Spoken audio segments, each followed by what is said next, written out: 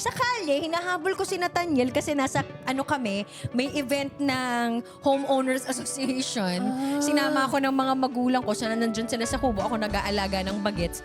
Dumadaan si VJ, nagdidribble ng bola. Hindi ka niya nakita. Nakita kami, tapos parang tumingin siya sa akin. Tapos ko, yung kaklase ko. Kasi tuwan-tuwa talaga ako na, my gosh, nakita ko yung kaklase ko ng grade 2. And then we started talking text message. And then later on, syempre, exchange of text message na everyday, di ba?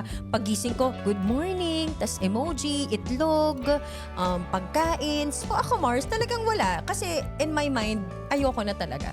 Tas syempre, parang knowing his side pa na yung situation niya, he has a child. So parang malabo na to. Alam mo yun, parang ganun, Mars. And then, ang nangyari lang was that he was really very persistent. Like kung sino pa yung wala dito sa Pilipinas, sobra kong ramdam yung presence niya.